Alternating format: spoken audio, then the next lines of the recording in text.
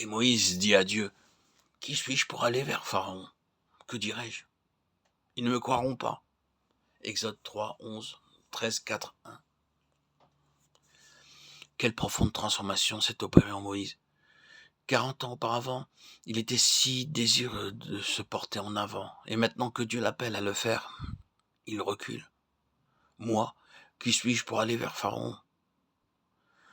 Où est la suffisance du Moïse d'autrefois, de l'homme qui était puissant en parole et en œuvre? En bien des cœurs timides ont aussi résonné les paroles échangées entre Dieu et Moïse. Et d'abord, constatons que l'œuvre proposée est écrasante. S'en acquitter semble absolument impossible à l'instrument choisi. Dieu demandait ce qu'il ne pourrait jamais faire. Mieux valait se récuser immédiatement que de partir et d'échouer. Moïse savait quelle oppression pesait sur les Israélites. Il savait ce qu'était la tyrannie de Pharaon et ce que cela impliquait de l'avoir pour ennemi. Délivrer Israël. Cela semblait une impossibilité. Faire sortir le peuple d'Égypte, le conduire à un pays déjà habité par d'autres nations. Lui, l'homme sans ressources, sans influence, sans guerrier, sans collaborateur. Impossible. Mais Dieu peut accomplir les choses impossibles. Qu'importe la grandeur de ses plans, si c'est lui qui en a jeté les bases.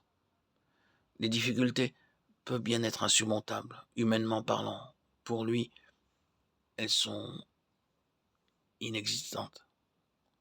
Moïse ne s'aventure pas à mettre en doute que Dieu peut accomplir ce qu'il a décidé, mais il met en avant l'incapacité de l'instrument choisi. « Moi, aller vers Pharaon, s'écrie-t-il. Et Dieu lui répond, « Je serai avec toi. » Un ambassadeur du roi des rois est comme recouvert de l'autorité de son maître. Ce n'est pas avec ses capacités propres que Moïse ira de l'avant. Ce n'est pas non plus comme ancien prince royal de la maison d'Égypte. Il y a 40 ans qu'il a quitté la cour de Pharaon. Sa vie d'alors appartient à un lointain passé.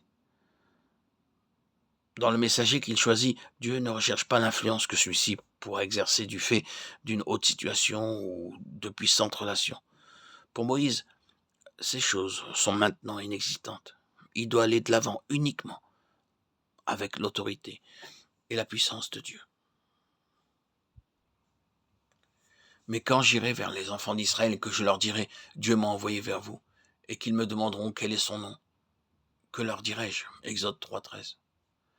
Le Seigneur est patient, avec quelle douceur il répond à cet homme qui veut se dérober, lui montrant que ses craintes ne sont pas fondées. Lui-même mettra ses paroles dans la bouche de Moïse. Moïse n'aura qu'à dire à ses frères que Dieu lui est apparu et qu'il l'a envoyé vers eux. Puis Dieu lui dit exactement ce qu'il devra faire. Il lui annonce que Pharaon le recevra. Il avertit que ses démarches ne seront pas immédiatement couronnées de succès. Mais Dieu agira en faveur de son peuple et au moment voulu, les Israélites sortiront d'Égypte. Non comme des esclaves qui s'enfuient, mais à la vue des Égyptiens et chargés de leurs dons. Lorsque Dieu entreprend quelque chose, il s'en acquitte de façon royale et à la vue de tous. Israël aurait été trop heureux d'échapper n'importe comment à ceux qui l'avaient réduit en esclavage, mais lorsque Dieu délivre son peuple, il le fait de manière triomphale, à main forte et à bras étendus. Si nous, ses enfants, nous voulons recourir à lui comme à un père et à un roi, lorsque nous trouvons quelques graves difficultés, même si nous y sommes à cause de notre folie ou de quelques actions mauvaises, il agirait en notre faveur et aplanirait nos difficultés de manière parfaite et digne d'un roi.